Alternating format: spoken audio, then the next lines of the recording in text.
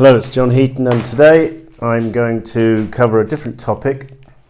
I'm going to try and talk about 10 examples of when I think an artist has been quite brave and done something unexpected, or maybe bold is a better word, or daring to do something different, or in one or two cases showing resilience, waiting for better times, that kind of thing. And I've got 10 examples. They're not in any order, but I have put them in chronological order, so I'm going to start with the oldest. And I'm going with Bob Dylan and his so-called country period, because he had a motorbike accident after Blonde on Blonde, and then he kind of retired for 18 months or so and did the Basement Tapes with the band, but that wasn't released at the time.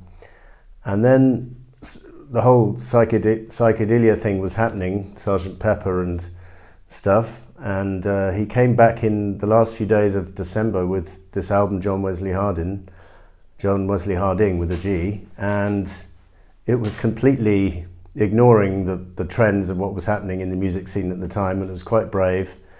And then he continued that country period with Nashville Skyline, so some people were looking to Bob for kind of, the political answer, although he hadn't been political for a while, actually, since about 63, 64. But anyway, they were looking for kind of deep, meaningful lyrics, and they got these kind of love songs from Bob, for the most part, on Nashville Skyline. And then the third album in what we call the country trilogy is this double album, Self-Portrait, which some people said was Bob trying to do a bad album just to get the critics off his back.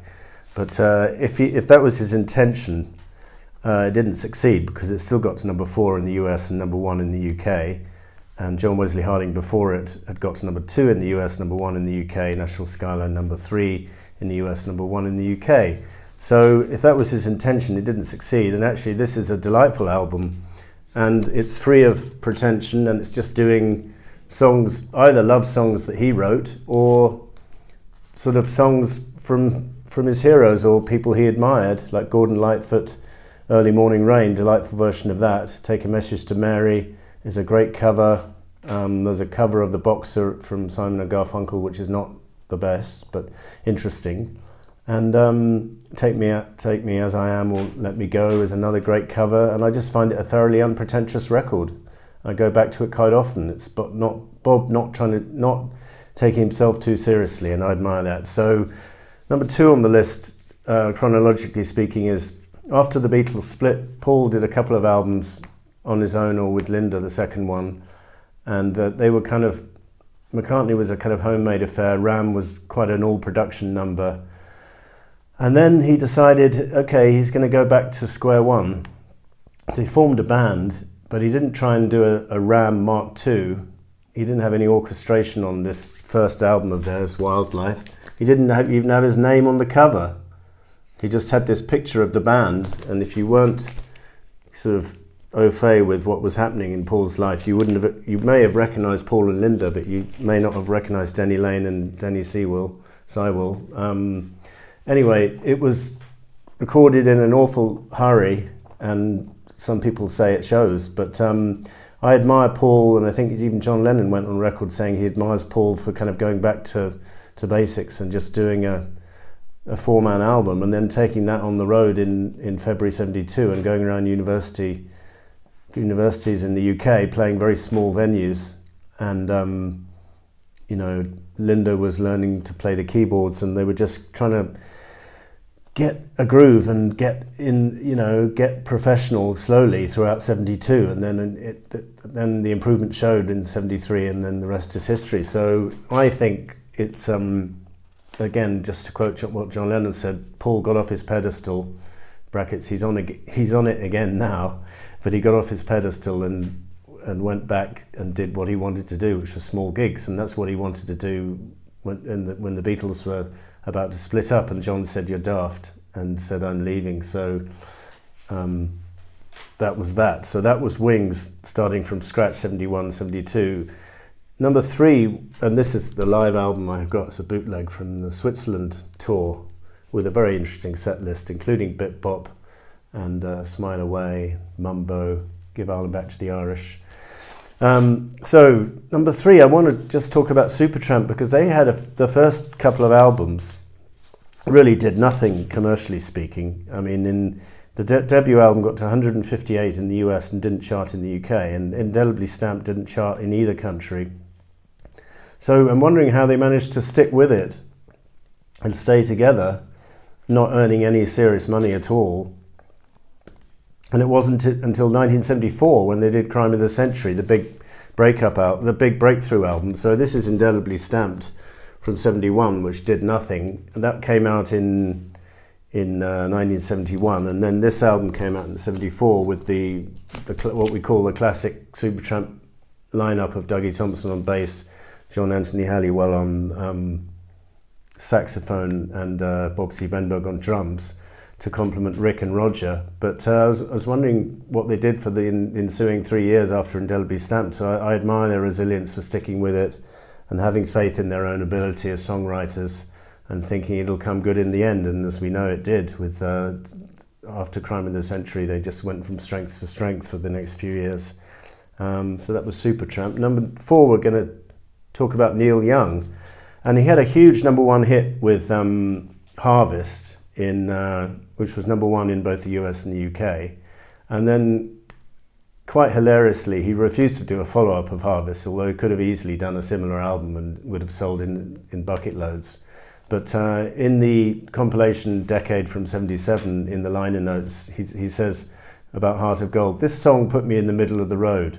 Travelling there soon became a bore, so I headed for the ditch. A rougher ride, but I saw more interesting people there." And then, so what would happen is he would record this album, which was a live album, Time Fades Away, in the spring of 73. And then he would record Tonight's the Night in September 73, I think it was, but he wouldn't release it until 75. And then On the Beach came out in 74, kind of the wrong way round. But those 3 albums are called the Ditch Trilogy. And it's amusing because they were light years away from Harvest, and amongst the most troubling and I wouldn't say depressive, but heartfelt, very personal, angst-ridden lyrics, and a mile away from Heart of Gold. And the better for it, in my opinion. I think those are my 3 favourite Neil Young albums, if push comes to shove. So I really admire him for heading for the ditch, as he said. Number 5, we're going to talk about John Lennon, and after Walls and Bridges and Rock and Roll, he made what was an unprecedented decision in the music business, to take 5 years off to bring up his kid, Sean, and just to relax and to be free of any contractual obligations. Now, correct me if I'm wrong, but I can't think of anyone who took more than a couple of years off at that stage of the music business. I think Lennon set a precedent, and he was certainly a feminist ahead of, if not ahead of its time, certainly among the male population, pretty much ahead of his time. Putting his, as he said, putting his money where his mouth is, and actually doing something feminist, which was to become a house husband, not recording. He could have easily done follow-up to Walls and Bridges in 75, 76, and I'm sure it would have been a competent album, but his heart wasn't in it. His priorities had changed, and he gave the first 5 years of Sean's life to spending time with Sean and Yoko and the family, and I think that's admirable. And then, of course, he made his famous comeback in August 1980 and released Starting Over October and the album in November, and then obviously we know what happened after that, tragically. But I really admire John for taking those 5 years off, even though at the time, when I was 14, 15, I was pretty frustrated that he was stuck in the Dakota not producing music. But that was just me as a teenager. As I become older, I appreciate what he was trying to do, having now a family of my own, etc., etc. So that was John Lennon. Number 6 we're going to choose, and this was the album, obviously, Double Fantasy, which came out in 1980. Number 6, we're going to choose David Bowie, and I could have picked any number of David Bowie albums, because what was great about him, particularly in the 70s, is he would get into one bag and become very successful and then reinvent himself. Now, he could have easily stayed as Ziggy Stardust for another 3 or 4 years, but he didn't. He said, okay, enough of that. And he went into this futuristic 1984 type project doing Diamond Dogs. And then he went soul R&B and did Young Americans. And then he sort of hired this funky band in LA and did Station to Station, and then in '77 he came up with this album, which I think was very brave, recorded in Berlin, so-called Berlin Trilogy, although only Low and Heroes were recorded in Berlin, not Lodger.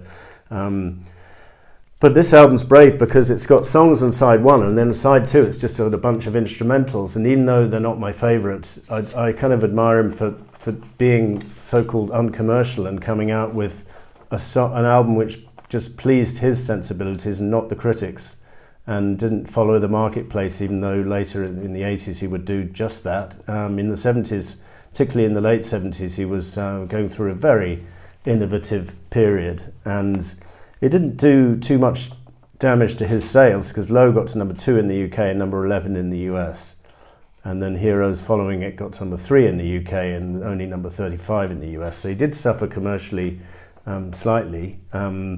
But anyway, I think I admire Bowie particularly for that period in the 70s when he was a bit of a chameleon and just turned his hand to a lot of different genres. So next one we're going to pick Stevie Wonder, and after his huge double album success, Songs in the Key of Life from '76, what does he do? He could have done a follow-up in the same vein easily, but he comes up with another double album, but it's a complete opposite in terms of commerciality, and it's called The Secret Life of Plants, and it's quite a self-indulgent affair, although it didn't do terribly in the charts. It got to number 8 in the UK and number 4 in the US, following Songs in the Key, number 2 in the UK and number 1 in the US. So not an unsuccessful album, but an unconventional move, should we say, and it had one single called Send One Your Love, and it's got some nice. I like the track Power Flower, and I know Thomas Coulden, you like this album, so I think it's got a good place in his catalogue. Not one of my favourites, but I admire the braveness of Stevie doing that. Number 8, we're going to go with Fleetwood Mac and their follow-up to Rumours. So they could have done a Rumours too. So that, you know, the record company in cases like this, like with Neil Young, they want him to do Harvest too, and Stevie, they want him to do Songs in the Key of Life too, and I'm sure Warner Brothers said to Fleetwood Mac, we'll do an album roughly the same and you'll be assured a huge seller, because the Rumours sold an awful lot of copies. I think it was 10 million in the first few months, and Tusk was a relative failure, only selling 4 million, which was still a lot. It managed to get to number 4 in the US and number 1 in the UK, Tusk, whereas it had been number 1 on both sides of the Atlantic, Rumours. So I think it was mainly Lindsey Buckingham driving this kind of change of direction, and hats off to him, because he's on tremendous form on this album, and Christian McVie is on top form. Stevie Nicks contributes Sisters of the Moon, and there's 20 classic tracks in my opinion. It's definitely my favourite Fleetwood Mac album. One never gets tired of it. It's not overplayed on the radio. It's just a joy from start to finish. So well done, Fleetwood Mac, for that. Number 9, Led Zeppelin. So they managed to piss off about half their fan base by releasing In Through the Outdoor in '79. It came in 6 variations of this cover, and I have all 6 actually. I managed to collect all 6. And basically there was hardly a rock song in sight on this album, In the Evening being the exception. And then they did kind of a lot of piano-based numbers. They did big ballads like All of My Love, I'm Gonna Crawl, and they even did a kind of honky-tonk song at the end of side 1 called Hot Dog, and some of the heavy rock fans were sort of reeling in horror, and others thought this is quite an interesting departure, and it didn't do anything, it didn't dent their commercial viability, because it got to number 1 on both sides of the Atlantic, as had the predecessor Presence.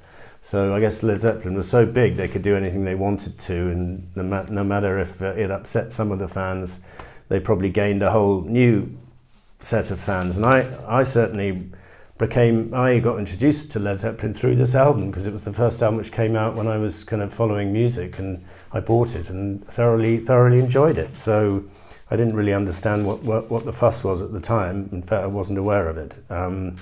So that's number 9. Number 10, we're going to go with Warren Zevon's The Wind. So he knew he was dying and had weeks or maybe a month or 2 to live, and So he gathered all his friends to record this album, this farewell album, and he gets all kinds of people to contribute, like Tom Petty and Joe Walsh, Emmylou Harris, Jackson Browne, Jim Keltner, and Bruce Springsteen.